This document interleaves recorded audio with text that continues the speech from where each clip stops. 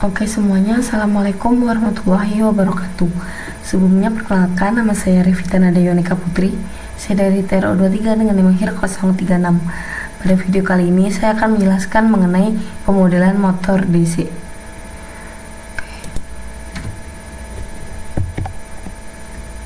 Tujuan dari pemodelan motor DC ini sendiri ada 3, yaitu untuk memahami hubungan tegangan, arus, kecepatan, dan torsi. Kemudian menganalisis pengaruh parameter motor terhadap kinerja, dan yang terakhir mengetahui respon sistem dari motor DC. Kemudian ada konsep dasar dari motor DC, di mana ini tuh sudah kita pelajari pada sebelumnya, namun saya ingin mengulang kembali. Motor DC merupakan aktuator yang mengubah energi listrik menjadi energi mekanik berupa gerakan rotasi. Arus yang mengalir pada kumparan armatur menghasilkan torsi elektromagnetik yang memutar rotor. Kecepatan motor dipengaruhi oleh tegangan input, arus, momen inersia, serta beban dan gesekan yang bekerja pada sistem. Nah, permodelan matematis ini sendiri tuh ada 2, di mana yang pertama ada persamaan dinamika rotasi yang menggunakan hukum Newton, dan juga persamaan rangkaian listrik yang menggunakan hukum Kirchhoff. Jadi hukum Newton untuk rotasi menyatakan bahwa jumlah torsi yang bekerja pada suatu benda sama dengan hasil kali momen inersia dan percepatan sudutnya, dengan persamaan seperti berikut ini. Kemudian yang kedua ada persamaan rangkaian listrik hukum Kirchhoff menggunakan hukum tegangan Kirchhoff atau KVL pada rangkaian armatur motor DC dengan persamaan seperti berikut ini. Parameter-parameter yang mempengaruhi kecepatan itu sendiri, yang pertama ada tegangan input, di mana dia makin tinggi maka kecepatan steady state itu makin tinggi. Yang kedua ada resistansi armatur, di mana ketika dia makin besar arusnya akan berkurang dan menyebabkan torsi turun. Yang ketiga ada induktansi, di mana dia akan mempengaruhi respon transient. Kemudian yang keempat ada momen inersia, di mana saat dia makin besar respon sistem tuh makin lambat. Dan yang terakhir ada koefisien gesekan, di mana ketika koefisien gesekannya semakin besar maka kecepatan akhir akan semakin menurun. Nah, respon sistem sendiri tuh ada 2. Yang pertama respon transient, yang kedua ada respon steady state. Respon transient itu adalah perilaku sistem pada saat awal diberi tegangan, ditentukan oleh LA, J, dan B. Dan yang kedua ada respon steady B, di mana kecepatan akhir setelah sistem mencapai kestabilan ditentukan oleh V atau tegangan, R yaitu resistansi, dan yang terakhir ada B yaitu gesekan. Mungkin kalau kita membahas teori saja kurang jelas, mungkin kita akan melakukan simulasi supaya lebih jelas yang saya maksudkan. Nah, mungkin kita mulai dengan membuat blok-bloknya, di mana saya menambahkan rem, gain, kemudian add seperti berikut ini.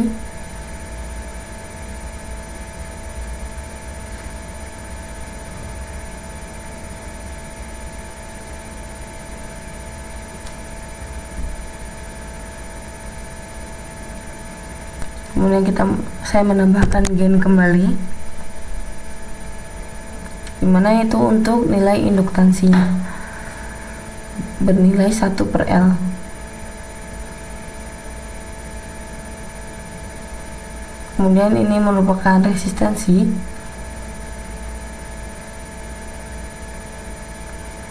Oh ya, selain itu saya juga menambahkan integrator.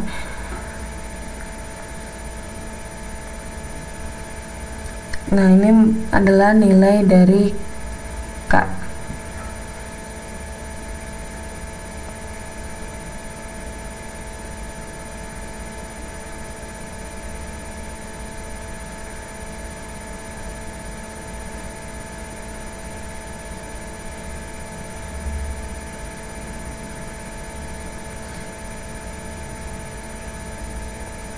Mungkin ini videonya saya percepat karena agak lamban.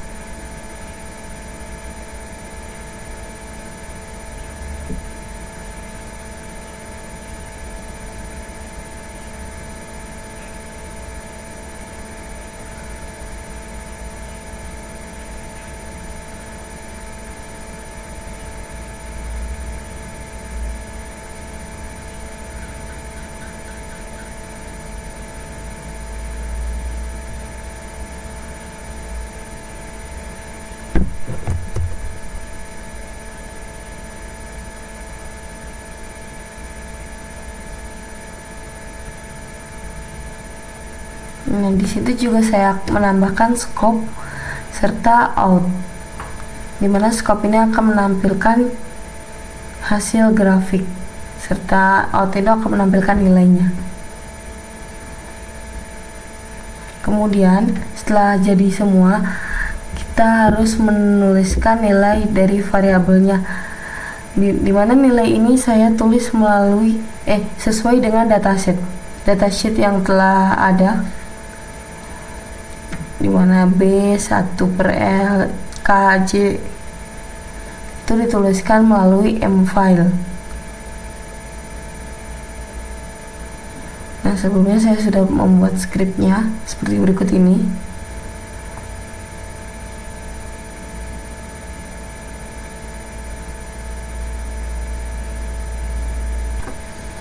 Baik, di sini saya akan menjelaskan ulang mengenai rangkaian yang telah saya buat, di mana yang bagian atas ini mempresentasikan sistem listrik motor, yang bagian di sini. Kemudian yang bagian bawah mempresentasikan sistem mekanik motor, di mana ini tegangan input masuk ke blok penjumlahan dikurangin oleh blok IMF, kemudian hasilnya dibagi dengan induktansi melalui blok gain 1/L, kemudian diintegrasikan untuk mendapatkan arus. Nah, nilai arus ini sendiri diumpan balikan dengan resistansi untuk memenuhi hukum tegangan Kirchhoff, di mana V sama dengan R kali I ditambah L perubahan arus terhadap waktu ditambah dengan E. Nah, kemudian bagian bawahnya adalah sistem mekanik motor. Arusnya dikalikan dengan konstanta KI, yang ini kan seperti ini, dikalikan dengan KI, menjadikan torsi elektromagnetik, di mana torsi elektromagnetik ini adalah T sama dengan K dikali I.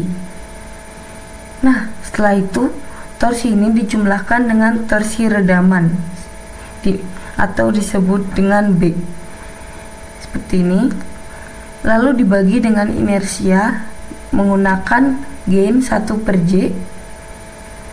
Nah, menghasilkan percepatan sudut, dimana scope yang ini itu menghasilkan nilai percepatan sudut.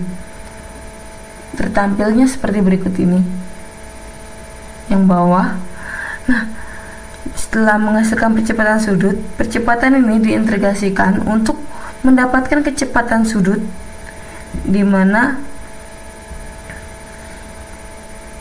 omega sama dengan d theta per dt, yang dimaksudkan perubahan sudut terhadap waktu dengan persamaan sesuai hukum Newton, yaitu J inersia dikali dengan perubahan d omega per dt ditambah b sama dengan KI, seperti berikut ini.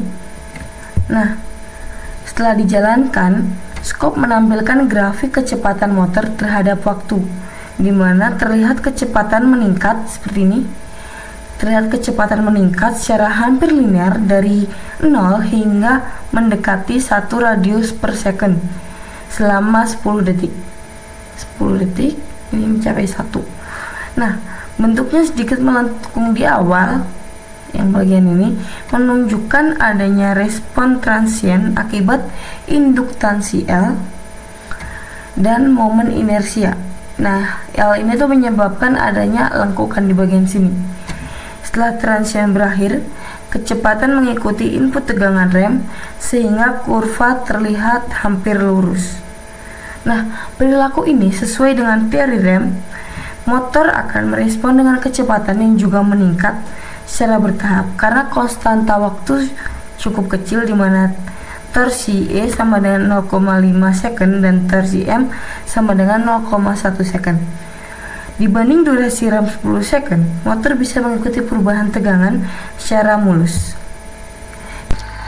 Dimana yang bagian bawah ini adalah grafik dari percepatan, dimana ketika 0 sampai 2 detik percepatannya mengalami kenaikan dari 0 ke 0,1, sedangkan ketika 2 detik sampai dengan 10 detik dan selanjutnya percepatannya berada di nilai konstan, yaitu 0,1.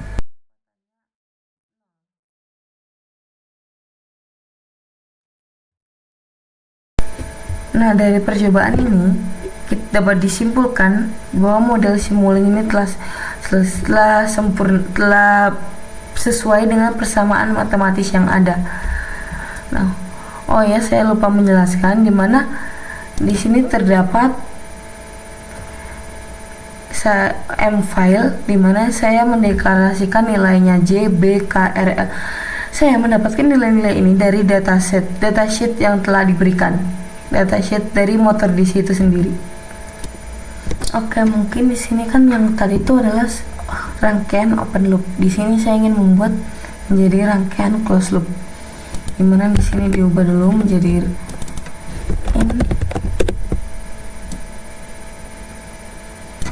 Itu fungsinya agar bisa diberikan inputan lagi.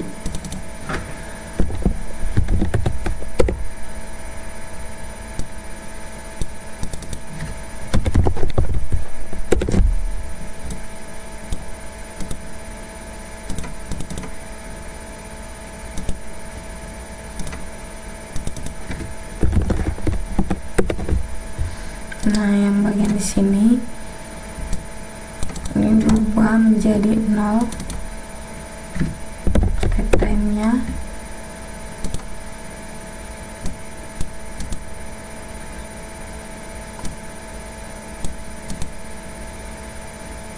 Kemudian ini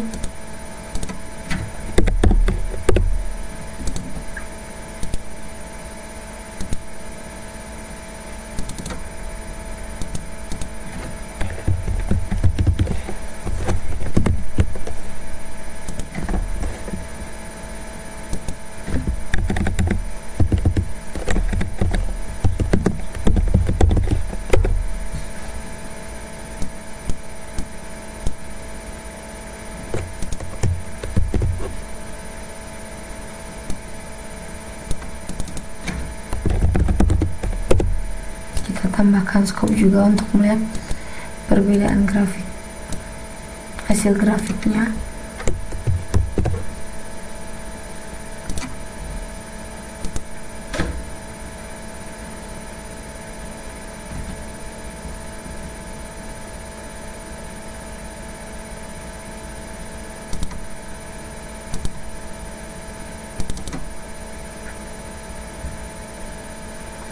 Nah, grafiknya sendiri berbentuk seperti ini.